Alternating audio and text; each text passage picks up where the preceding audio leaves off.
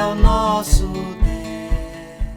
Irmãos, vamos abrir as Escrituras em 2 Coríntios, capítulo de número 1, verso 9 e o verso 10. 2 Coríntios, capítulo 1, verso 9 e verso 10. Eu até recomendaria que você pudesse depois fazer uma leitura em toda epístola, em toda a segunda epístola de Coríntios, porque é uma fala diferente da primeira. Na primeira, Paulo está orientando vários aspectos comportamentais, doutrinários da igreja de Corinto, e na segunda epístola é uma fala mais tranquila. Parece-me que alguns problemas já tinham sido corrigidos, mas ele fala da sua luta, e principalmente no capítulo 11, ele faz uma lista de circunstâncias difíceis que lhe aconteceram na Ásia, e no capítulo de número 1, ele está falando do que Deus fez na vida dele, mas ao mesmo tempo o que ele experimentou diante de tantos sofrimentos internos e externos os quais ele passou. E o verso de número 9 e 10 expressa um pouco desse texto. Eu vou ler, na verdade, 8, 9 e 10, tá bom? Que diz assim: porque não queremos, irmãos, que ignoreis a natureza da tribulação que nos sobreveio na Ásia, porquanto foi acima das nossas forças, a ponto de desesperarmos até da própria vida. Contudo, já em nós mesmos tivemos a sentença de morte, para que não confiemos em nós, e sim no Deus que ressuscita os mortos, o qual nos livrou e livrará de tão grande morte, em quem temos esperado que ainda continuará a livrar-nos. Então, está aí a palavra do Senhor, capítulo de número 1, de 2 Coríntios, verso de número 8 ao verso 10. Irmãos, Paulo está falando aqui para nós, nesse texto, acerca de que a igreja de Corinto não poderia, em hipótese alguma, ignorar a tribulação. A tribulação é uma intensificação de problemas que podem vir sobre as nossas vidas. Eu sempre faço uma distinção entre tentação, provação e tribulação. Tentação é sempre quando vem alguma coisa do diabo para tentar a gente, porque Deus a ninguém tenta. Provação é um teste que você está passando, que Deus permite que você experimente, e a tribulação é a intensificação da provação, né? É quase que geometricamente multiplicada os conflitos, os danos, os problemas que podem vir sobre a nossa vida. E Paulo está citando isso, que a igreja não poderia ignorar a natureza da tribulação que veio sobre ele num lugar. Que lugar? A Ásia. Pois ele diz assim: pois que fomos sobremaneira atribulados. Ele fala, oprimidos acima das nossas próprias forças. Ou seja, Paulo reconhece que tinha um limite, e o que ele passou foi acima desse limite, acima do normal, do que ele experimenta. De modo que, tal que até da própria vida desesperamos. Ele chega a dizer, eu cheguei a entrar num nível de desespero, porque foi acima do meu limite, aquilo que eu experimentei, né? E que eu cheguei a entrar num desespero. E ele fala, portanto, já em nós mesmos tínhamos a sentença de morte, para que não confiemos em nós, e sim no Deus que ressuscita os mortos. Ele diz que a coisa foi tão complicada, tão complexa, que ele já se via como morto, como alguém que praticamente a vida havia sido ceifada dele por conta desses momentos os quais ele passou na Ásia. Quero ler um outro texto, não citei aqui no início, mas quero fazer uma referência de Provérbios capítulo 27, verso 23, em 3 versões: Nova Versão Internacional, Bíblia Corrigida e Bíblia Viva. Provérbios 27 e 23 é um texto que fala assim: esforce-se para saber bem como as suas ovelhas estão, dê cuidadosa atenção aos seus rebanhos. É um texto da versão internacional. Na corrigida diz assim: procura conhecer o estado das tuas ovelhas, põe o teu coração sobre os teus rebanhos. E a Bíblia Viva diz assim: Por isso, cuide sempre de seus negócios, procure saber como andam as ovelhas e em que condição estão os seus rebanhos. Então, esses 3 textos aqui, na verdade, em traduções, em versões distintas, mas remetem a nós a ideia de que nós precisamos estar atentos acerca de como as pessoas estão, como as ovelhas estão. Lembrando que Jesus, como o bom pastor, o supremo pastor, ele cuida das suas ovelhas. E aprove o Senhor, a despeito de nós, Deus chamar pastores, evangelistas e mestres para cuidarem de ovelhas. E diante desse cenário que nós estamos vivendo, de pandemia, de quase 5 meses de isolamento social, muita coisa acontecendo em nosso país, desemprego, a fome campeando em vários locais do mundo, a corrupção, os mandos e desmandos de autoridade, quem tem uma vida regrada, uma vida voltada para seguir princípios, leis e ordens, tem sofrido muito. E não pouco, muitas pessoas estão experimentando um quadro de adoecimento emocional, adoecimento psíquico, e não podemos excluir o fato de que isso também chegou nos nossos arraiais. Já de um bom tempo, nós temos visto relatos de pastores suicidando, de crentes, não só no nosso país, mas em outros lugares, suicidando. E o suicídio, na verdade, é um ponto final de um quadro de um adoecimento mental, de um adoecimento psíquico, de um alto grau, ou a depressão no grau mais elevado. E nós não podemos achar que, eu sempre falo assim, que crente acha que só adoece daqui para baixo, só adoece do pescoço para baixo, que ele não adoece do pescoço para cima, que só tem problema cardíaco, ósseo, de fígado. Gente, nós adoecemos também daqui para cima. E é importante nós estarmos entendendo como é que funciona isso e como nós devemos agir de maneira profilática para que a gente não sucumba a essas condições de enfermidade. Por isso, inclusive, que Salomão escreve esse texto dizendo assim, olha, procura conhecer o estado das suas ovelhas. Eu, como pastor, e todos os líderes, nós temos que saber como é que está a condição emocional das nossas ovelhas.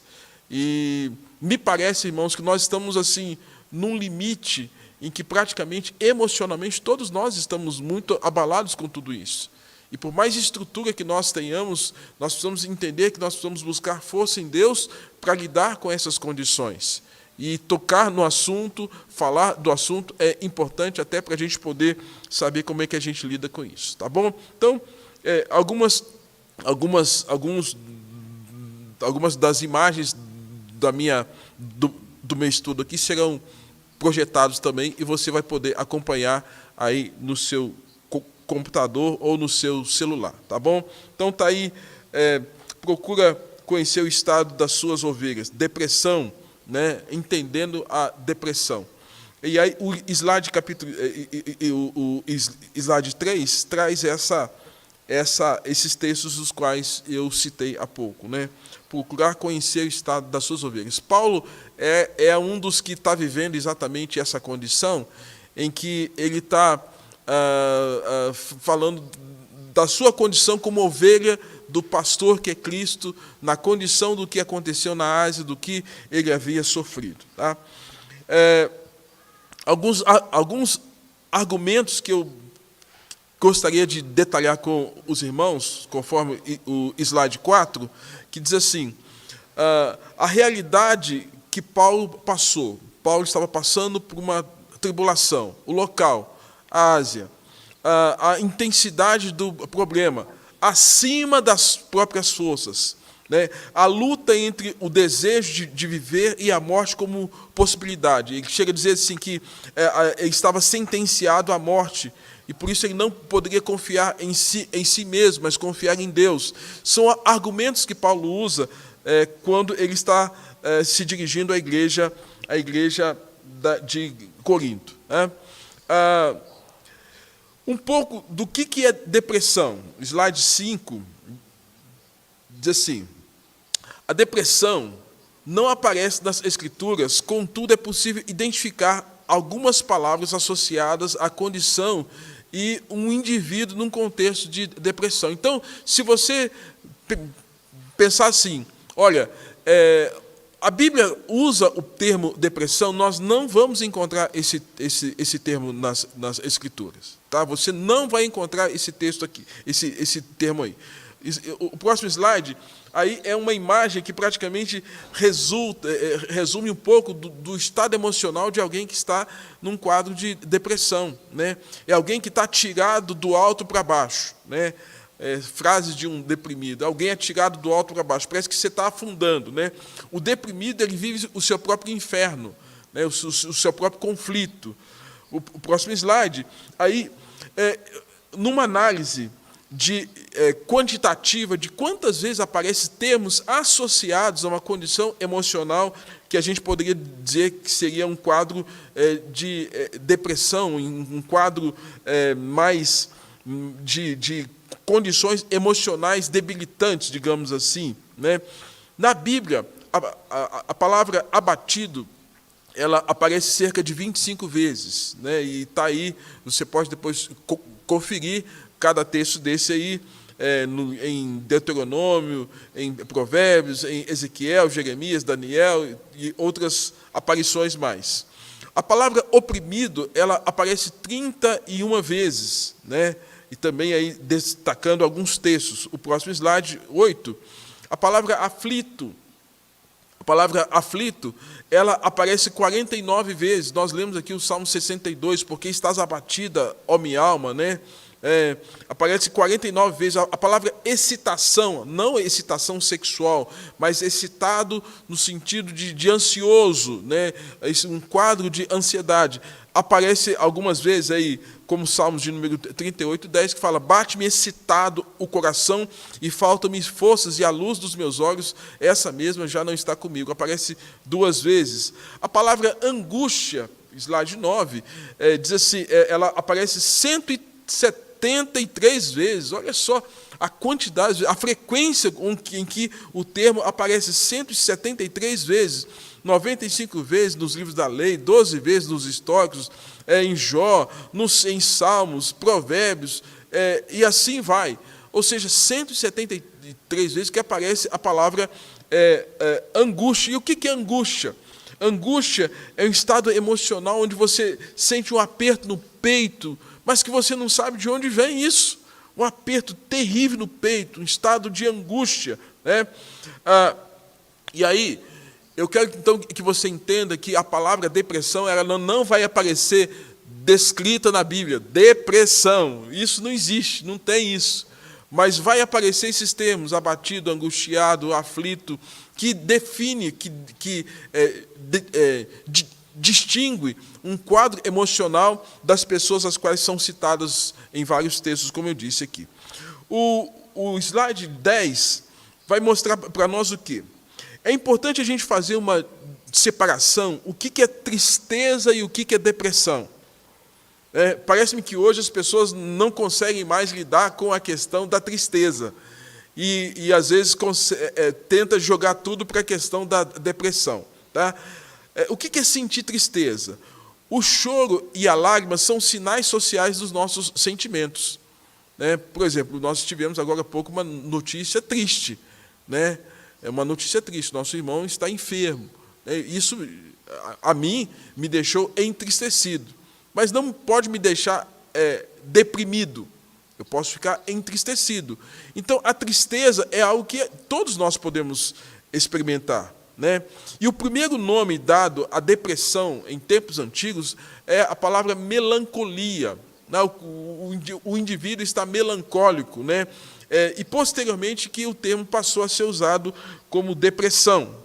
O próximo slide, slide 11, aí eu vou tentar definir aqui para você, porque nós temos, aí falo também como psicólogo, porque tem o DSM-5, que é o Manual de Diagnóstico Estatístico de Transtornos Mentais, né, que define depressão de que forma? Então, é uma definição técnica sobre o tema, não é uma definição bíblica, é uma definição técnica que, em termos de saúde mental, é definido. Então, depressão slide 11, diz assim: presença de humor triste, vazio ou irritável, acompanhado de alterações somáticas, corporais e cognitivas mentais que afetam significativamente a capacidade do indivíduo, do funcionamento do indivíduo. Então, presença do humor triste, o vazio, irritabilidade, acompanhado de alterações corpóreas, somáticas e cognitivas mentais que afetam significativamente o funcionamento. Como é que a gente funciona, né? Nós temos a parte somática, corpo, nós temos uma parte mental, cognitiva, nós temos a parte volitiva, a nossa vontade, e às vezes isso tudo está muito confuso, isso tudo está muito atrapalhado. Isso é um quadro, uma definição prática acerca do que seja depressão, de acordo com o DSM-5. Né? Uma classificação internacional de doenças. Quem é trabalhador e um dia teve que pegar um atestado e foi lá na empresa, foi no médico da empresa, e o médico falou: olha, você está com o problema tal, você está com um sintoma, por exemplo, de uma enxaqueca. Aí ele teve que ir lá e decifrar a doença que você estava.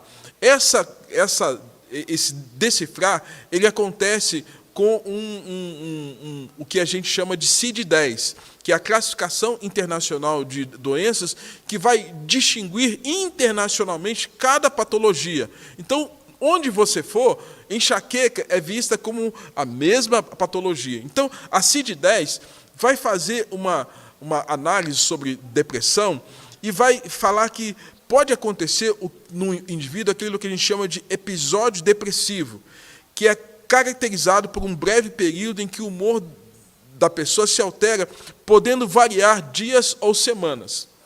Eu sempre faço uma comparação assim. Nós, brasileiros que gostamos muito de novela, parece que a gente está parando de gostar de novela, né? A gente está gostando de outras coisas, mas vamos supor que haja uma novela de 100 capítulos. No capítulo 10, teve um quadro de uma situação crítica. No capítulo de número 20, teve um outro quadro.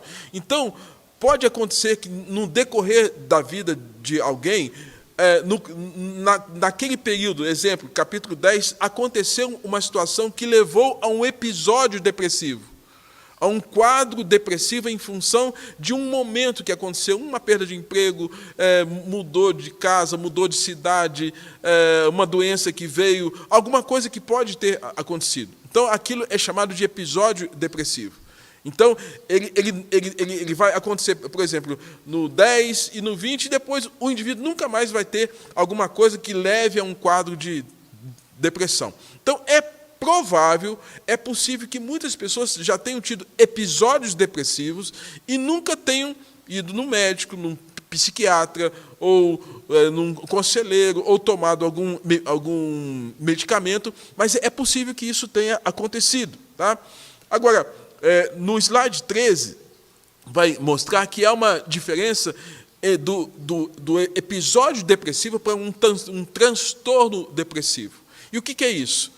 Eu disse, por exemplo, se a gente tem uma novela de 100 capítulos, o episódio é quando o fato acontece, do capítulo 10, capítulo 20, nunca mais aconteceu. Mas se torna um transtorno, aí uma patologia mais grave, mais séria, quando acontece no episódio 10, no 20, no 21, no 23, no 24, no 25, no 30, aquilo vai se repetindo com tanta frequência, quando chegar no episódio 100, já tem um grande número de frequência de episódios. Aí sai de um quadro de um episódio para um transtorno depressivo. Né? Hoje aí a gente está lidando com a questão da Covid. Né? Existe uma diferença entre uma gripe e uma pneumonia. Vamos supor que a gripe, digamos assim, seja uma coisa mais leve.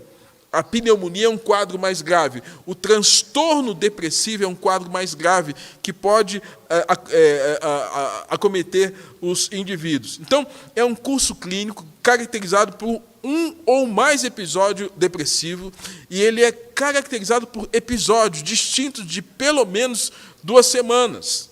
Tá? Então, eu quero que você entenda muito bem isso, porque se você entender isso, você pode fazer uma autoanálise na sua vida para saber se você, de alguma forma, está tendo alguns quadros de episódios depressivos, ou se você já tem, ou pode ter desenvolvido, por algum motivo, um quadro de um transtorno depressivo. Tá? O próximo slide ele vai mostrar para nós o quê? Tipos e condições de estado de angústia. Gente, eu estou dando todas essas informações que são mais técnicas, mas depois eu vou voltar para a Bíblia. Tá? Eu quero que você entenda como é que a coisa funciona.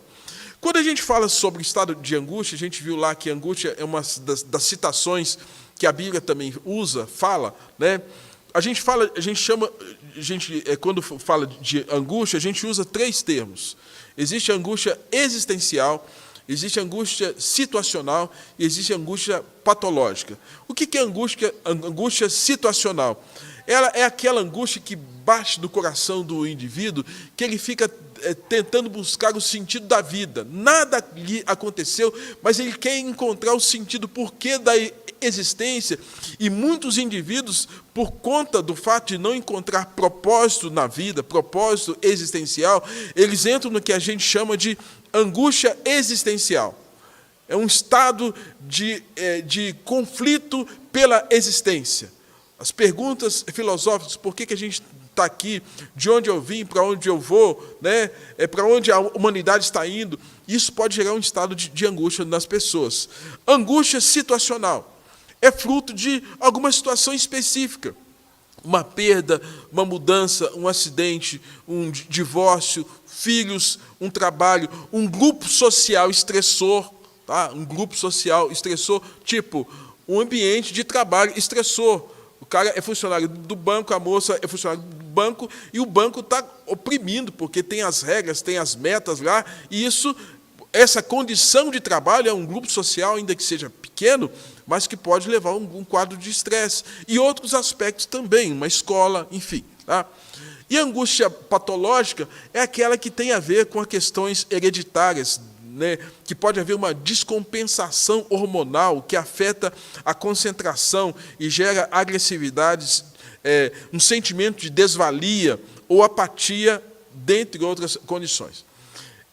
Uma coisa que nós crentes precisamos entender, porque às vezes a gente espiritualiza muito as coisas. Quando a gente fala de angústia patológica, a gente tem que entender o seguinte: nós temos, tanto homem quanto mulher, 3 partes do nosso corpo que produzem hormônios. E esses hormônios são importantíssimos. Tá? A gente tem a glândula hipófise, a gente tem na parte aqui o que a gente chama de glândulas suprarrenais. A mulher tem o ovário e o homem tem as gônadas, né? Os testículos. E todas essas partes, elas produzem hormônios que trazem equilíbrio emocional, saciedade, satisfação e vários outros componentes importantes para a gente ter o que a gente chama de saúde, bem-estar. Pode ser que alguém não passe por uma situação de angústia existencial, nem situacional, mas pode ter algo que gere um desequilíbrio hormonal, tanto no homem quanto na mulher, que gere essa condição patológica. Pode ser uma questão hereditária e pode ser uma questão de perda por conta de idade, por conta de alguma outra situação, e que, consequentemente, traz esse estado de desequilíbrio que gera o que a gente chama de angústia patológica. Então, está aí algo importante, porque isso leva a gente ao quê? A sempre fazer algum exame médico para ver como é que nós estamos do ponto de vista físico.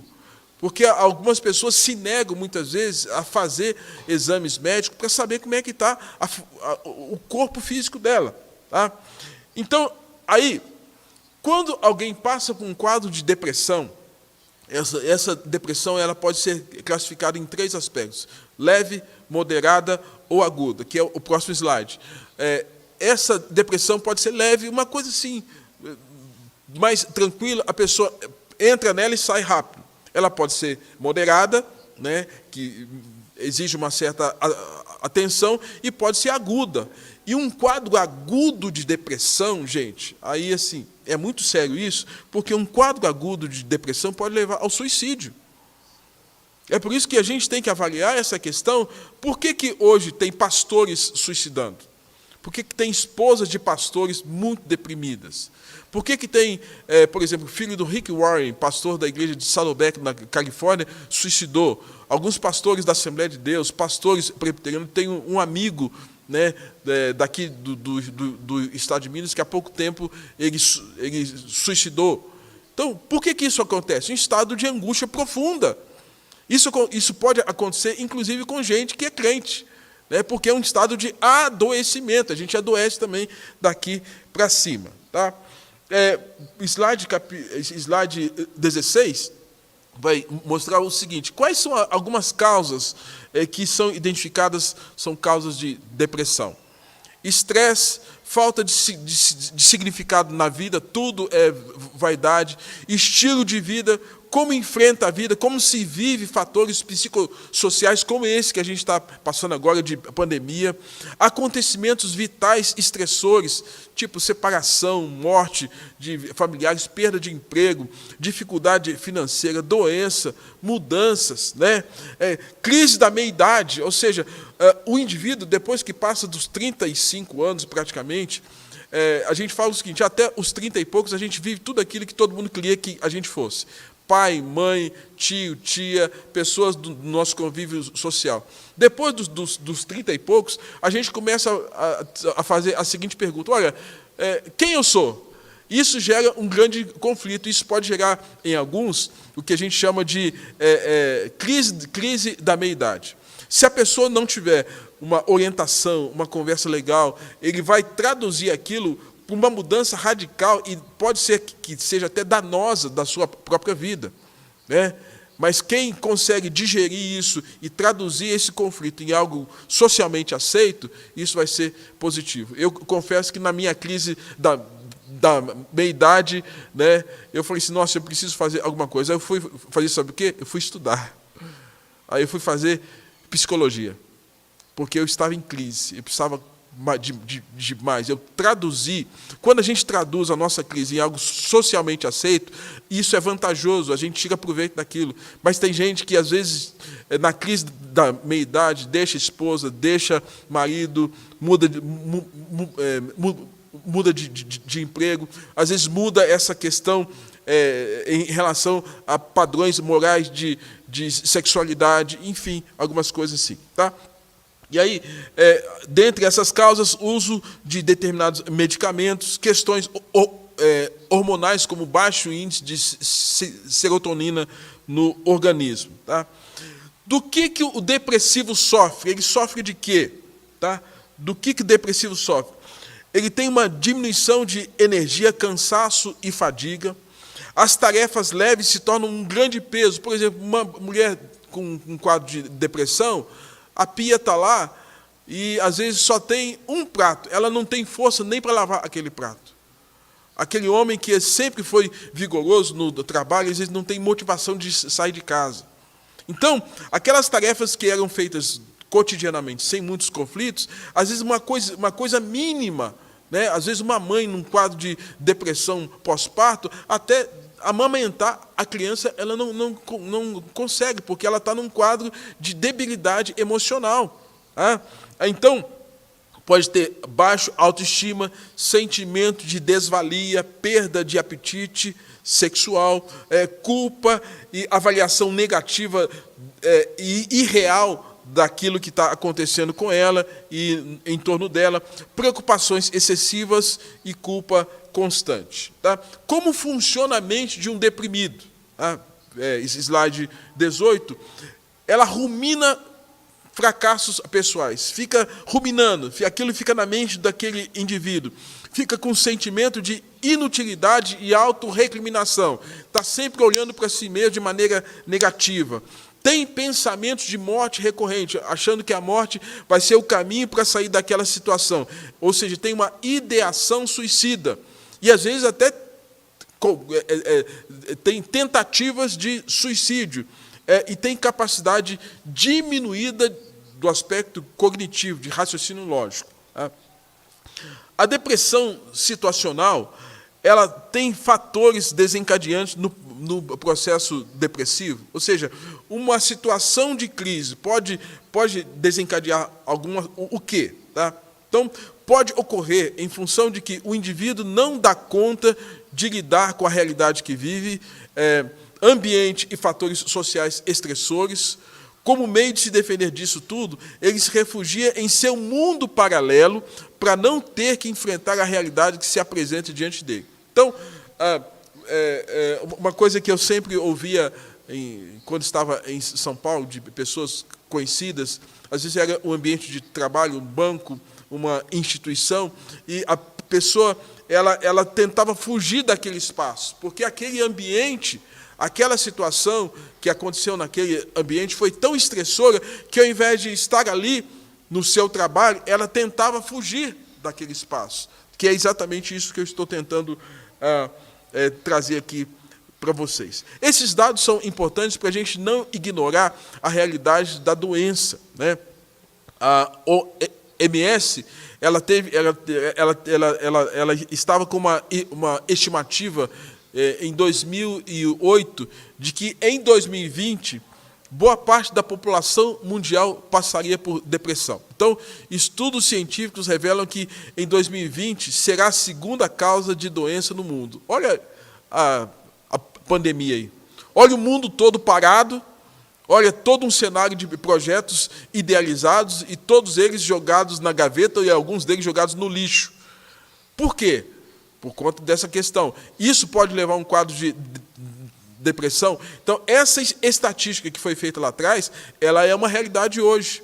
Depressão é diferente de tristeza. Nós falamos isso. Tristeza é momentânea, a depressão é prolongada. Hoje, mais de 5% da população mundial sofre de depressão. Considerando que nós temos 6,5 bilhões, praticamente, de habitantes, faz a conta aí de 5%. 5% dessa população mundial sofrendo de depressão. Nós temos no nosso país a questão do Setembro Amarelo, que é um mês que nós lembramos da questão da depressão. Só para você entender aqui quais são esses números, né? O slide 21 mostra o seguinte: a cada 40 segundos uma pessoa comete suicídio. 40 segundos, conta de 1 a 40. Alguém cometeu suicídio. A cada 3 segundos, 1, 2, 3, uma pessoa tenta tirar a própria vida. O Brasil é o 8º país em número absoluto de suicídios no mundo. Isso incluindo pessoas que são, muitas vezes, das nossas comunidades. Tá? Quero chegar agora nesse ponto para a gente chegar naquilo que a Bíblia diz. O que a Bíblia pode nos ensinar sobre isso? Tá? Slide próximo, aí, 22. Transtorno de humor na Bíblia. Como é que a Bíblia vai nos ensinar sobre isso? A hipótese da depressão do profeta Elias. Você se lembra lá que a Bíblia fala de Elias, que estava vivendo um momento que ele confronta Acabe e Jezabel, porque eles tinham feito uma coisa errada em relação a uma lei que foi instituída para tomar a vinha de Nabote. E Elias confronta o rei, confronta a rainha, e depois disso a rainha diz que não sossegaria, não comeria antes de matar o profeta Elias. Elias, então, ele, fruto de tudo isso, de toda essa fala, ele entra num quadro, numa certa depressão. Né? Elias, então, em 1 Reis, capítulo 19, 3, ele tinha tido já uma vivência, uma experiência de enfrentamento de lutas com Jezabel e Acabe, e após uma vitória, fugiu de tudo e de todos buscando a clausura. Ou seja, Elias, lembra lá que é aquele que pediu que Deus mandasse fogo do céu e veio fogo do céu? Elias foi aquele que confrontou os 400 profetas, os falsos profetas, mas os 400 adoradores de Baal. Elias é aquele que foi suprido em Querite, que foi suprido em momentos de dificuldade, que Deus abençoa a vida dele para que houvesse a fartura na casa da viúva de Serepta. Ou seja, Elias viu tantos sinais de Deus e foi usado para tantos momentos especiais na vida das pessoas, e agora esse Elias está acometido de um grande quadro de depressão. E esse Elias agora está num estado de angústia, né?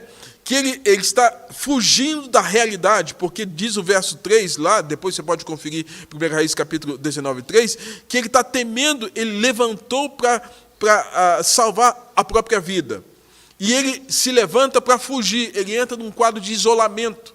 E chega a Bérseba e deixou o seu moço, né, provavelmente Eliseu, na ponta do monte, e Elias está ali num alto confinamento, se foi ao deserto a caminho de um dia. Ele quis ficar sozinho, não quero ver ninguém. E veja lá o que diz o verso 4, no slide 23, vai mostrar isso. No verso 4, Elias pediu para si a morte. Gente, Elias era um pastor. Ele era um pastor, ele era um profeta de Deus, que viu o milagre, que Deus proveu, que Deus cuidou, que Deus alimentou, que Deus fortaleceu. Elias não estava mentalmente estranho? Elias não estava com as suas emoções em conflito? Eu entendo que ele estava. O texto bíblico não nos oculta isso, né? O verso 4 diz assim: aí parou, sentou-se na sombra de uma árvore, teve a vontade de morrer. Então orou, chegou a orar: já chega, ó Senhor Deus, acaba agora com a minha vida, eu sou um fracasso, como foram os meus antepassados. É uma descrição da Bíblia, Novo Testamento, linguagem de hoje. Ou seja, Elias estava confuso em relação ao que Deus lhe permitiu viver. E ele chega a dizer: basta, toma agora, ó Senhor, a minha alma, pois não sou melhor do que meus pais. Ele estava com desejo de morte, fruto do sentimento de desvalia e de fracasso. E Elias, então, para mim, ele está num quadro. Não era algo leve, era de moderado a agudo, de moderado a grave. Aí você pode dizer: puxa, mas Elias não é um convertido, Elias não é um homem de Deus, Elias não é um profeta de Deus. Gente, é por isso que nós temos que entender o seguinte: quem é que foi o elemento estressor aqui? O elemento estressor aqui foi Jezabel e Acabe. Comece, então, a avaliar quais são os elementos estressores na sua vida. Quais são, às vezes, esses elementos estressores podem ser externos e podem ter questões internas. Tá?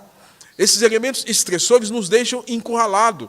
Elias se sentiu encurralado, a despeito de ter usado toda a sua força e toda a sua potencialidade, inteligência e bem como consagração para servir a Deus e levar acima de tudo o nome de Deus às nações, aquelas pessoas naqueles dias. Eu levanto 3 hipóteses em relação ao quadro da depressão de Elias. Slide 24 mostra o seguinte.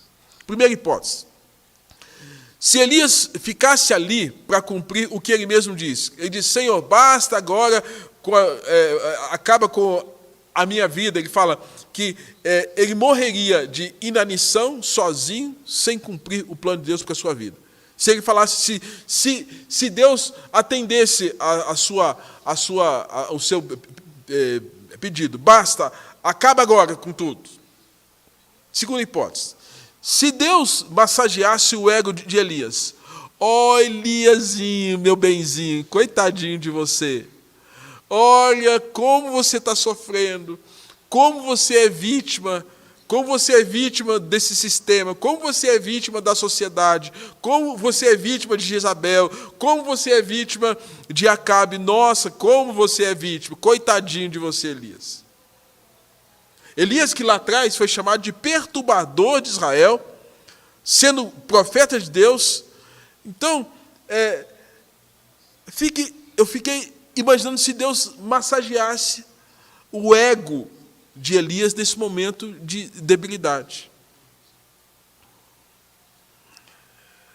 Fique aqui que eu vou cuidar de você. Vou continuar mandando os corvos te trazerem pão, e vou fazer brotar água sobre as rochas do Horebe, como se Deus fosse... Então, Elias, você quer ficar aqui na sua caverna? Olha, eu vou te dar pão, eu vou te dar... Fica aqui na sua depressão, fica aqui nesse momento de debilidade. Eu fico pensando, irmãos, se em alguns momentos, e eu tinha um professor que dizia que às vezes nós fazemos depressão também. Porque quando nós fazemos depressão, nós temos a atenção das pessoas. Cada caso é um caso. Mas nós não podemos nos sucumbir a essa questão. E a terceira hipótese que eu levanto, que esse texto me chama a atenção, é quando Deus disse para Elias, lá em Reis 19:11, sai e põe-te nesse momento perante o Senhor.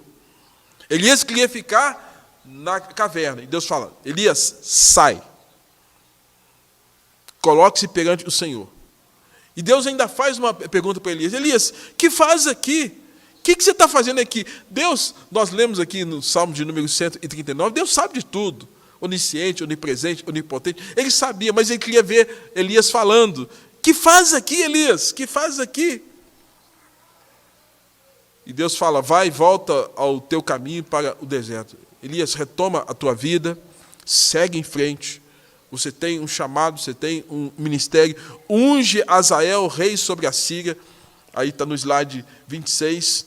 Ungirás o profeta em teu lugar. Continua fazendo o que você tem feito. Irmãos, o que estava acontecendo? Elias tinha perdido completamente o foco. Slide 27 mostra isso, ele tinha perdido o foco.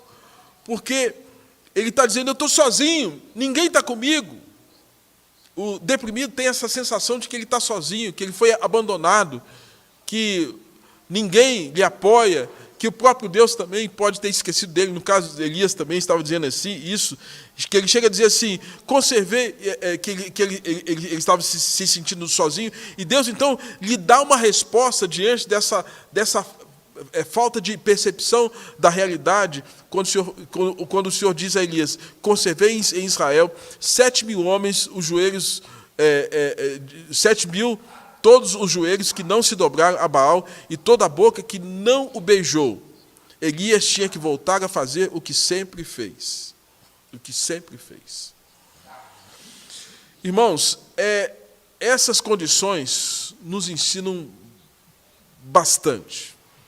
Bastante. Eu teria outros quadros aqui para a gente poder analisar, mas eu vou para o slide 32.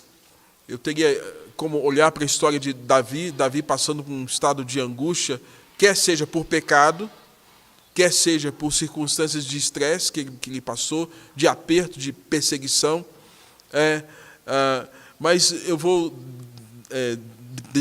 deixar para outro momento. Eu vou para o slide 32, que mostra o seguinte, 3 motivos pelos quais nós lidamos com o sofrimento. 3 motivos pelos quais você lida com a dor, que pode levar a um quadro de depressão. Primeiro deles, você sofre por causa da natureza pecaminosa e da vida terrena, do pecado que está inerente à nossa própria existência como seres humanos, uma vez que o pecado de Adão afetou a todos nós. É o que a gente chama de depravação total. Segundo, nós sofremos por causa de escolhas erradas que outros que estão perto podem fazer e que interferem na nossa vida. Sofremos por causa de escolhas erradas dos outros que estão perto da gente. Às vezes um pai que toma uma decisão errada, uma mãe que toma uma decisão errada, um filho que toma uma decisão errada, alguém tomou uma decisão errada e fez uma coisa errada que fez todo mundo sofrer. A gente sofre por isso. E a gente sofre também por causa das nossas próprias escolhas, nossos caminhos errantes, decisões erradas que nós tomamos, que não consultamos a Deus, que não buscamos ao Senhor. Então, nesse caso de Elias que eu citei, Elias estava sofrendo por causa da decisão errada de Jezabel e Acabe. porque eles fizeram uma lei, porque eles queriam comprar um terreno, e o dono do terreno, Nabote, disse, não, esse terreno é uma herança de família, eu não vou vender esse terreno. Elias, então, confronta o rei, porque o rei faz a lei, Nabote morre, é morto por conta disso, e após isso, até depois que Elias aponta o dedo, ele se sente oprimido e tem que fugir de todo um cenário. Ele está sofrendo por conta de escolhas erradas de outras pessoas. Concluo, gente. O que ocorre espiritualmente com o deprimido? Ele tem a sua confiança abalada em Deus, ele fica enfraquecido e torna-se incapaz de servir a Deus de maneira plena, pode-se dizer e pensar e falar coisas que nunca imaginou falar sobre Deus e das pessoas, e pode ser oprimida espiritualmente. Uma pessoa, um quadro desses, pode ser oprimido espiritualmente também. Nós temos, por exemplo, algumas falas de Jeremias, que disse, maldito seja o dia que eu nasci. Nós temos a história de Jó, que também amaldiçoou o dia do seu nascimento. Homens da Bíblia que passaram por revés, momentos dificílimos, onde eles estão olhando para a morte, não como aquilo que Paulo fala, para mim o viver é Cristo e o morrer é lucro. Paulo, quando fala isso, está falando num êxtase espiritual. Mas há momentos que homens da Bíblia estão mostrando a sua fragilidade, e mostrando o quanto eles precisam da graça de Deus, da direção de Deus e de outras pessoas por perto para darem esse apoio, esse suporte diante desse cenário. Qual a dica que é importante a gente dar para a gente lidar com depressão? O slide 34 vai mostrar, eu aponto alguns caminhos. Como é que a gente precisa, o que a gente precisa fazer para lidar com momentos esses em que a gente não está passando por tristeza? É um quadro mais agudo, um quadro mais grave. Primeiro deles, aconselhamento bíblico com um conselheiro ou com um discipulador. Tá? Importante, aconselhamento bíblico. Se for preciso, tem gente que é contra, mas eu acho que é muito importante ter alguém que você possa fazer um trabalho de psicoterapia, se for necessário, para confrontar pensamentos através de ajuda profissional, né? Confrontar com essa realidade. Atividade física, regularmente, importante fazer atividade física, esporte, separar tempo para o lazer, importante.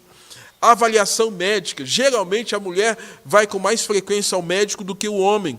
Mas os homens também precisam ir ao médico para saber como é que está funcionando o corpo. Taxa de hormônio, questão serotonina, progesterona, dopamina, são hormônios que compõem a vida do crente e do não crente. E às vezes tem gente que, às vezes, por conta de um certo preconceito, não quer entender que, às vezes, pode ter uma descompensação hormonal que afeta o psíquico dela. Filtrar a sua rede social. Ou seja, gente, tem gente que é tóxico, tem situação que é tóxica, tem hora que a gente tem que pular fora disso, sair fora disso, porque isso faz mal para a gente. Hoje, assistir a alguns canais de TV está fazendo mal, então evita isso. Ou algumas pessoas que têm alguns comportamentos, algumas falas, são danosas, então a gente, talvez, se não está bem, procura dar uma recuada. Aprender a solucionar os conflitos pessoais e os relacionamentos, porque às vezes uma depressão pode vir, uma coisa que você deveria ter falado, deveria ter dito e não falou aquilo, tem 1 ano, 2 anos, 10 anos, 15 anos, 20 anos, o negócio está lá entalado e aquilo te encurrala e você pode ficar deprimido por conta disso. Desenvolver um comportamento lúdico, né? Nós precisamos aprender a brincar mais, né, a sermos mais brincalhões, uma vida simples, sorrir mais, brincar mais, não sermos tão rígidos,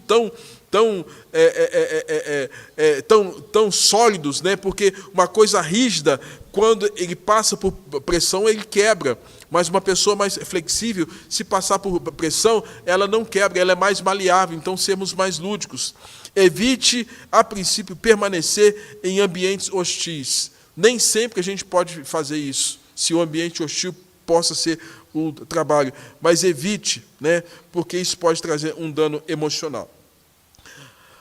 Paulo, quando fala disso, quando fala da experiência que ele passou na Ásia, Paulo fala que chegou a ter um desespero até da própria vida.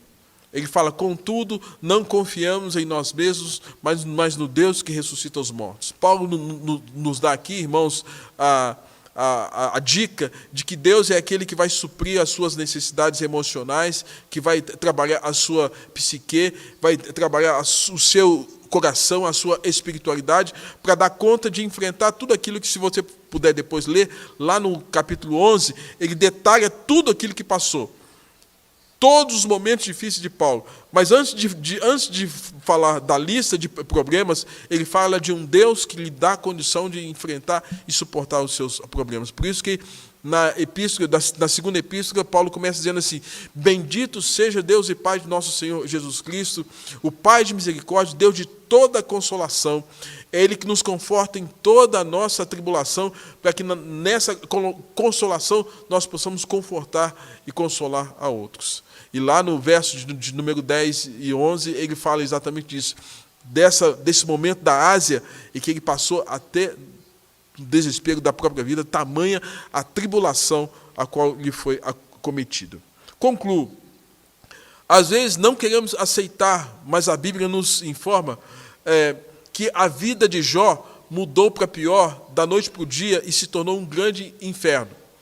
Por mais que ele não atribuísse a Deus tudo o que passou, ficou extremamente exposto às próprias fraquezas. Você lembra de Jó? Jó, ele passa por momentos dificílimos. Né? O slide 36 mostra isso. Quais são as perdas de Jó? E as perdas podem levar a um quadro de depressão. Os sabeus deram contra a jumenta de bois e mataram os servos ao fio da espada. O fogo de Deus queimou as ovelhas e servos, os pastores de ovelha de Jó. Os caldeus mataram os camelos e os servos a fio de espada. O vento deu sobre a casa e os filhos morreram. A doença, tomado de tumores malignos, desde a planta do pé até a cabeça, Jó estava tomado de úlcera. E a esposa, por fim, chega para Jó e fala o quê? Amaldiçoa teu Deus e morre. Gente, problema demais, né? O negócio baixou lá na casa de Jó. Problema. E Jó é um dos que fala, maldito seja o dia que eu nasci. Estado emocional de Jó. Né? Irmãos, o deprimido tem muito o que falar. No caso de Jó, 39 capítulos se passam, e lá no capítulo 42 diz o texto que Jó está orando, e quando ele está orando, Deus muda a sorte de Jó quando ele orava pelos seus amigos. O slide 37. Ele tem um momento de socialização, quando vieram todos os seus irmãos e todas as suas irmãs, e todos que dantes o conheceram, comeram juntos, condoeram dele e consolaram Jó. Jó ressignificou e recomeçou uma nova vida como resultado da cura de Deus, depois de perder tudo que ele tinha. Mas você se lembra da frase preciosa de Jó, depois que ele passa por isso tudo. Ele diz assim, eu te conhecia só de ouvir falar, mas agora os meus olhos te veem.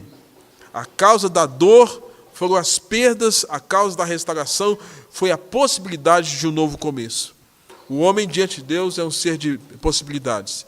Deus é um Deus que restaura, como nós cantamos aqui. Deus é um Deus que refaz, Deus é um Deus que renova. E a minha expectativa é que você possa, de alguma forma, se estar triste, ser renovado, se estar abatido, ser restaurado, se estar deprimido, ser restaurado à presença do nosso Deus. E tal qual Jó falar, eu te conhecia, Deus, só de ouvir falar, mas depois de passar por todas essas experiências ruins, traumáticas, danosas, o Senhor esteve comigo, agora os meus olhos te veem. Que Deus possa, portanto, nos abençoar nesta ocasião. Vamos orar e a gente encerra esta aula desta manhã. Senhor Deus, nosso Pai, abençoe para que cada pessoa que tem estado conosco nesta transmissão possa ser, ó Deus, abençoada, agraciada com uma vida restaurada na Tua presença. Ó Deus, te louvamos por esta oportunidade e que a semente lançada gere frutos no coração das pessoas e gere saúde física, saúde emocional, sobretudo salvação, porque não há salvação em nenhum outro senão somente no Senhor Jesus, no amor do Pai e no derramamento do Teu Santo Espírito sobre a nossa vida. Em nome de Jesus. Amém.